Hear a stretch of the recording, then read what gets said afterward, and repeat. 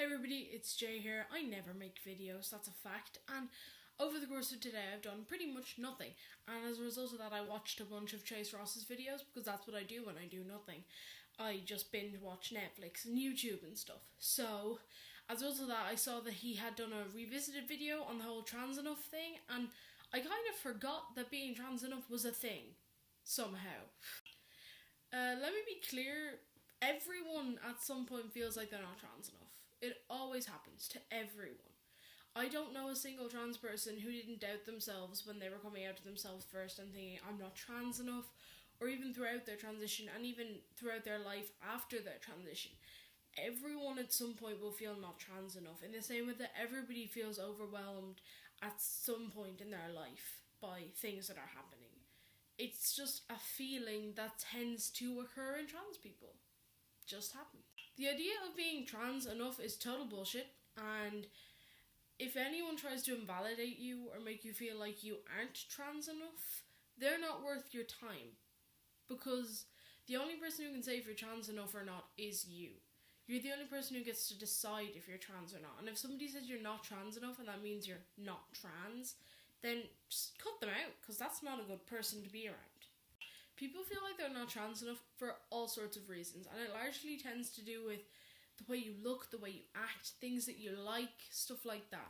For me, it's a lot of stuff that means that I'm just not allergic to femininity. A lot of my friends are girls.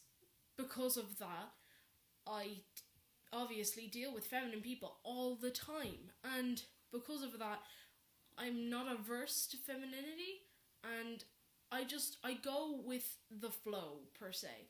A lot of trans guys, I'm not saying all trans guys do this, I'm saying that some do, but some trans guys will push everything feminine away from them once they come out and be a super macho man, even if that's not what they really want, even if they're only doing that to fulfill this whole role of being the exact trans narrative, and no one trans narrative is going to work for everyone.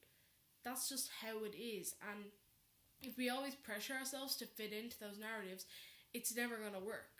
As I said, I'm not allergic to femininity. I still have clothes in my wardrobe from before I came out, that I was wearing since before I came out. And that's okay. I've still got clothes that would be labelled as girls' clothes. Not because they're particularly feminine, but because they came from the girls' section.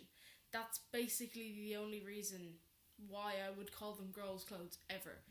I still like a lot of things that people would call stereotypically feminine. I like musicals a lot. It's apparently not a guy thing.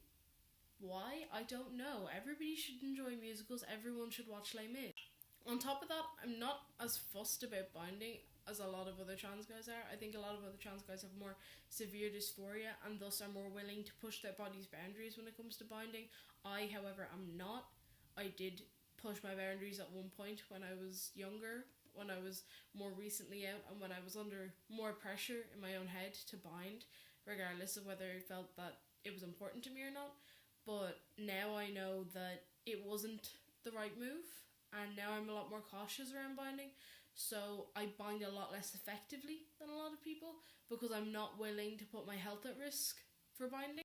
As well as that other stuff, I'm currently not planning on getting bottom surgery. I have plans to get top surgery and a hysterectomy.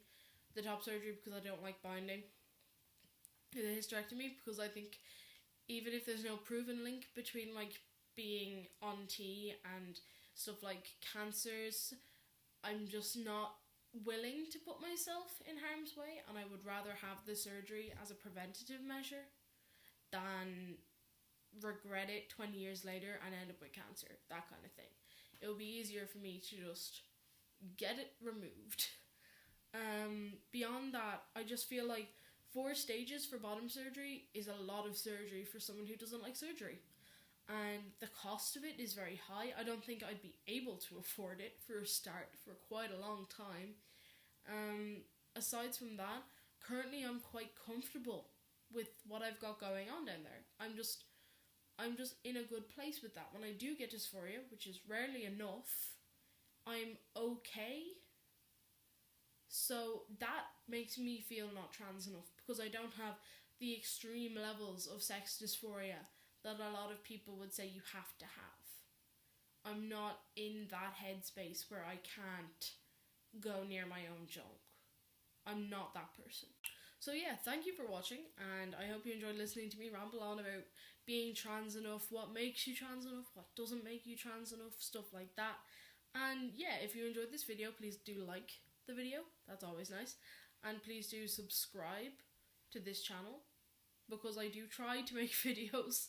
It's just sometimes I forget or things get in the way. I'm one of those people. I will try and make better videos. Thank you, and bye.